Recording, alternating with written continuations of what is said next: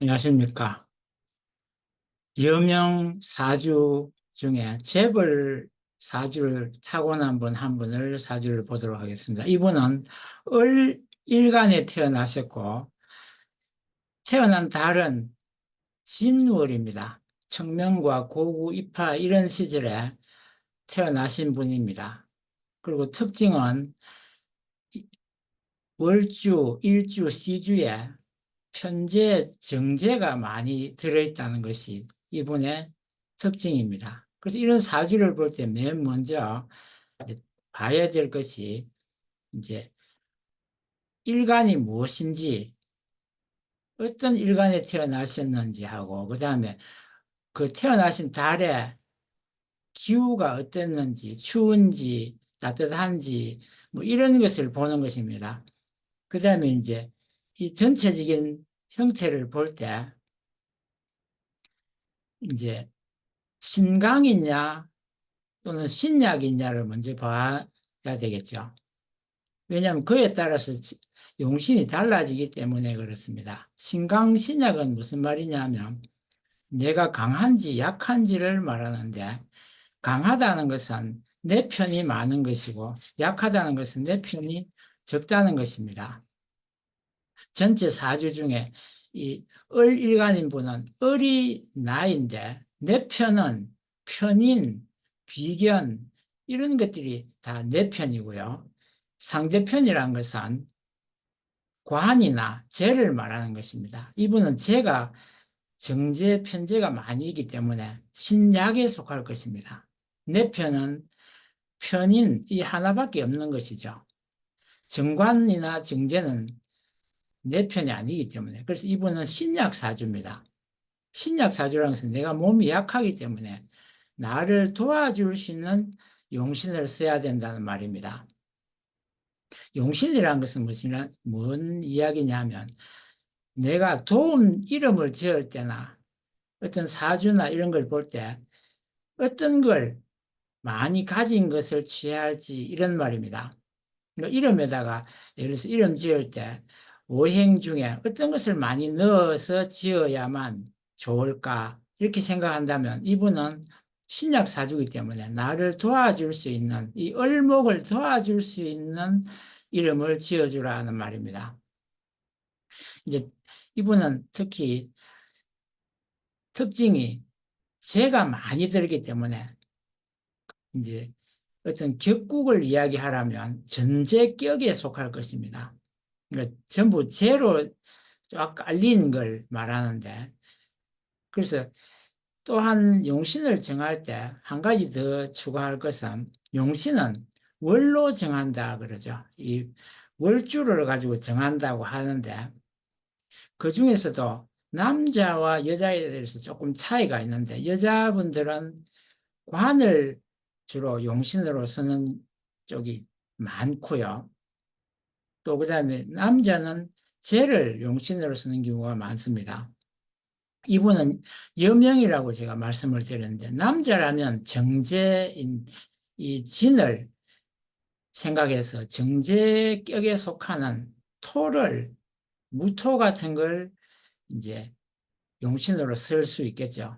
그러나 조금 전에 말씀드린 대로 신약사주입니다. 신강이라면 그렇게 할 수 있는데 신강사주에는 이제 내가 강하기 때문에 재나 관을 용신으로 씁니다. 근데 신약사주는 그렇게 쓰지 않고 나를 도와줄 수 있는 인수나 비겁을 용신으로 쓰는 것입니다. 그래서 이분은 신약사주이기 때문에 재나 관으로 쓰는 것이 아니라 여성분이긴 합니다만은 인수나 또는 비겁으로 써줘야 될 것입니다. 그래서 이분이 이 사주에 토가 많다는 것은 그만큼 바람이 많고 변화무상한 그런 사주를 말하고, 얼른 생각해 보면 저 사막 지방을 떠오르게 만듭니다. 그래서 비도 오지 않고 오로지 비가 와야만 모든 생명이 살아나는 것입니다. 그래서 생명을 풍성하게 살리기 위해서는 비가 와야 되는데 마침 개수가 들어있어서 이분은 용신으로 개수를 쓰면 적당할 것입니다. 개수가 적당히 있는 사주가 되면 이분은 아주 재벌로서 큰 돈을 만지게 될 것인데, 한 가지 주의할 것은 신약이기 때문에 내가 강해야 됩니다. 몸이 약하기 때문에 건강에 특히 유의하지 않으면 많은 재물이나 이런 것들을 내가 마음대로 활용하거나 움직이지 못하는, 몸이 약해서 따라가지 못하는, 오히려 밟히고 오히려 스트레스를 받는 이런 입장이 되기 때문에 나를 도와줄 수 있는 인수를 용신으로 쓰고, 또 친구나 부모가 꼭 나를 지켜줘야 되는 것입니다. 부모가 또는 친구가 나를 도와주지 않으면 신약사주이기 때문에 내가 약해서 그런 것들이 다 재나 관이 필요 없게 되는 그런 입장입니다. 그래서 이분의 사주는 달이나 또는 뭐 연이나 대운에 어떤 게 들어왔을 때 크게 변화무쌍하게 바뀌느냐 하면, 이분은 특징이 진술충미의 어떤 토의 기운이 강한 그런 전제격이라고 말씀을 드렸습니다. 그래서 이런 전제격에는 오히려 재가 들어왔을 때 오히려 발복하고, 또 재가 들어오면 더 힘이 강해지는 것입니다. 그래서 많은데 더 보태는 식으로, 만약에 진술충미 중에 이분이 술이 빠졌는데 그 술이 들어오게 되면 이분은 그야말로 막힘없이 어디든 뚫어질 수 있는 그런 강한 힘을 가지게 될 것입니다. 그래서 술이 대운이나 세운이나 월운에 들어올 때는 항상 크게 힘을 발휘하게 될 것입니다. 반면에 그럴 때는 몸이 상할 수 있으니까 특히 조심을 하셔야 되는데, 이분은 나이가 57세라고 하셨는데 57세에는 이분이 경술대운에 들어와 있습니다. 그래서 술일대운에 들어왔으니까 이분은 엄청난 제왕 사주에 지금 들어와 있는 것입니다. 제왕이라는 것은 남자에게는 좋다고 이야기할 수 있지만 여성분에게는 제왕은 지나칠 수 있으니까 오히려 조심 또 조심을 해야 될 것입니다. 그렇다고 해서 어떤 사업을 놓고 머뭇거리거나 망설이면 안 됩니다. 지금은 무조건 밀어붙여야 됩니다. 워낙 힘이 강하기 때문에 웬간한 걸림돌은 다 넘어갈 수 있는 것입니다. 이럴 때는 막 사업을 크게 벌여야 되는데, 단 경술 대운이 끝나는 63세가 넘어가면 그 모든 것들이 다 무너질 수 있기 때문에 그럴 때는 사업을 축소시키고 간추리고 정리해야 됩니다. 그래서 무조건 벌린다고 되는 것이 아니라 앞으로 이 경술 대운이 끝나는 그때까지만 특별히 신경을 써야 될 것이고, 그 외에는 사업을 접고 이 개수 일간이 들어온 자식에게 그것을 밀어주면 좋을 거라고 생각합니다. 이상 을사일주에 있는 어떤 을사가 을축일주에 있는 여명 한 분의 사주를 보았습니다.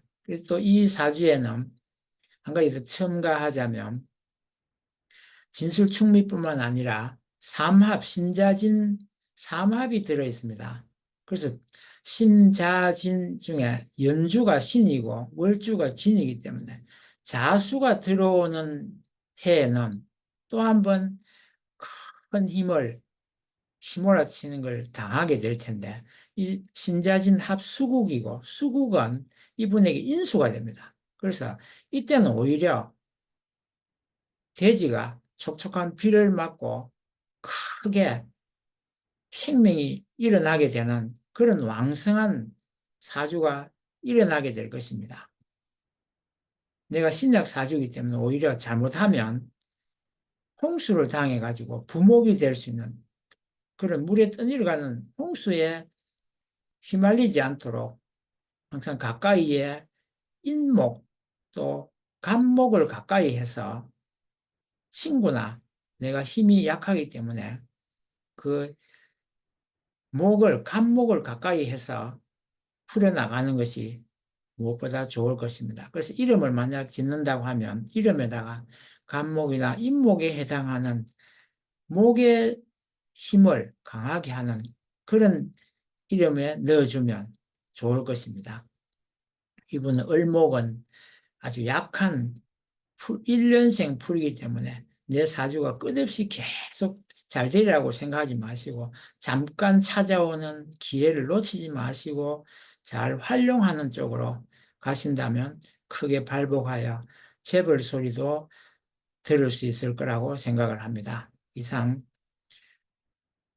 을축일간 한 분의 사주를 보았습니다. 끝까지 들어주셔서 감사합니다.